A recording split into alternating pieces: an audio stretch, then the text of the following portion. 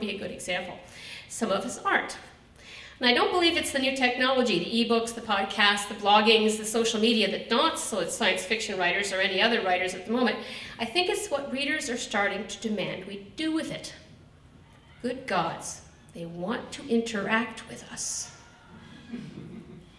Now, talking to peers, talking to friends, and that sort of thing, that's hard enough for many authors. Talking to the world and still getting work done while making a living, I'd like to know that trick. Yet those in the business that I spoke with over the last couple of weeks about Canadian science fiction and its future were almost unanimous in how vital it was for authors to become accessible for more than their published work and to have that work accessible in many ways. It's really enough to make your head explode. Now, being nice might be part of our answer. We're pretty good at that. Nice means to share. We should share our knowledge and love of science fiction. We're all a little guilty of enjoying being different, but there are people out there who haven't tried science fiction. I mean, what's with that? So the next time someone tells you they don't like science fiction, help them find a title that suits them, even if it isn't yours or your favorite. Because let's face it, there's humor, there's romance, there's mystery, there's horror in science fiction. Get them hooked on whatever you can find that they will read. It helps us all. And talk to librarians, talk to family and friends. Dispel the myth that science fiction is hard, or it's exclusive, or that it means nothing to normal life. One of my more successful film clips that I show is the one with Sandra Bullock. And of course the title is now escaping my brain. You know the one where her identity's been stolen? The Net, thank you very much. It came out well before social identity or identity theft was even a term in the dictionary or on media lips, but it was there, and it's a science fiction of its time, that her identity is stolen. And that matters to real life now. It's a big, important question, and it has nothing to do with spaceships. Now, this is also where social networks, I think, will come into their own for us. I'm actually a very private person, despite the red and the hugging and the getting outside. But I do understand why it's important for my readers and for potential readers to hear me, to test my voice before spending their loot, and to see if I'm alive. That's important. I'm on Facebook now. I made the jump, and I'll be on Twitter soon. And in every respect, my presence in the virtual world is like my presence here or at any convention. I'm here to smile. I'm here to entertain. I'm here to inform. And I'm here to be real, without compromising my privacy. Why? Because as authors, we pour our hearts and souls on every single page. We reveal ourselves in ways we wish we didn't have to. We wish we didn't. We don't even like to think about the fact that we do it. But if our work doesn't let us out, then you're not going to enjoy reading it. If there's not passion on the page, there isn't passion in the reader. No way about it. But, you know, if we have to get some of that out, you know, they'll be comparing what they read about us with what they see about us and what they hear about us, and they have to match. I think there has to be that trust. Real but careful. Online is prime time, all the time. The power of reaching a worldwide audience is the risk of reaching a worldwide audience.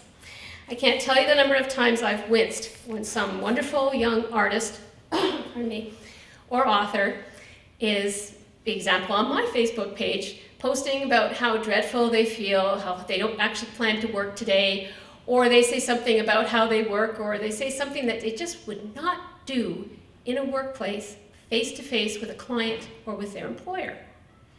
And yet, they are there. The publishers are there, the editors are there, the people who will read and consume their work are there, their clients.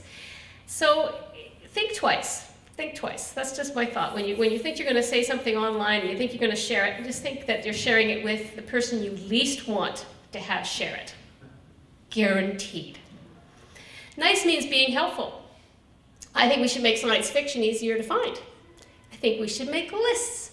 And I think they shouldn't be lists by title or by whether we're Canadian or not, or whether we're, when it was published. I think the lists should be by story type, by reading level, by interest, by theme. There's a project called the Oxford Lexicon of Science Fiction Words, words in our vocabulary that derive from science fiction work. Well, I think we should have lists like that that connect our creations to the real world and have authors who relish speaking on topics. I think that if we have an author that specializes in cyborgs, and that should be connected with that topic, and they should be able to find it. I have a lot of trouble finding lists like this and making them for libraries and schools and booksellers, but if we can all sort of chip in, we can help do that. Even if you yourself have a website where you just list your favorite books, annotate the darn thing, please. Just put a couple of lines, not give away the story. But just say, this is a really good look at AI. This is an amazing look at what Canada will be like in the future if we have to sell our water. You know, just something to give somebody a hook to get to it, not just the cover, not just the name. And while we're at it, we should make science fiction and ourselves more accessible to the media as well. We can't wait for publicists. My publicist is a wonderful person and gives me 1/400th, I calculated, of her time. That's all she can. And if she has a day off or a crisis, I'm gone. That's it. So first off, you help those people. Anyone that's in publishing here, I'm thinking, will know what I mean. But also, there is nothing wrong with being slightly unnice and self-promote. Promote other people if you don't feel comfortable promoting yourself. That goes around really, really nicely. So, you know, it's fun too. They'll buy you drinks. So if you can't speak up about yourself, speak up about your fellow authors, but get the word out. We work alone. We can't survive if our work stays hidden away. Also, if you have news of an opportunity or grant, for heaven's sake, share it. We don't all know. Who knows here about the public lending rights? Hands? Okay, I make more money on public lending rights a year than I sometimes do on my books. That's something that all you have to do is tell them that you have books in print, and they will give you a proportion of the money that is raised by how many libraries your books are in every year. It's fantastic. About access copyright. Who knows about access copyright? Again, this is what's taken over from CanCopy. They will pay you a fee, or not a fee, but they pay you a proportion on copying it. If somebody copies your work, like a library or school or university makes photocopies, they pay into this, and the money's sitting there. There was $26 million sitting there this year. Now, you may or may not have your work copied, but if your name isn't with them, they're not going to find you. So, and Canada Council grants. Who's had a look? If you're interested, thank you. I thought this audience might. But do have a look. If you're interested in photography, if you're interested in film, if you're interested in writing, there is stuff there to be had. And not to forget, let's know who knows about Tesseract 15. Oh, that's much better. I'm co-editing that anthology of Canadian speculative fiction this year with Susan McGregor, and we are looking forward to your stories. All you have to do is be Canadian and put words to paper. Ideally, you'll go to one of our websites and find the submission guidelines, but why not? If you've thought about trying writing, why not? Canadian speculative fiction, telling you what's available. Everyone should be doing that. Support our wonderful community in any way you can. It doesn't take that much. Be kind, be polite, think twice if you don't say something nice. It isn't a motto for retreat, as my mother would say. It's professional advice. Publishing is so very, very small. Very small.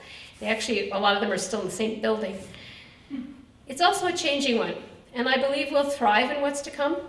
I know our stories will continue to be different and special and important, and Canadian science fiction will continue to grow an audience worldwide, and will adapt to whatever it takes us to be heard, especially if we help one another.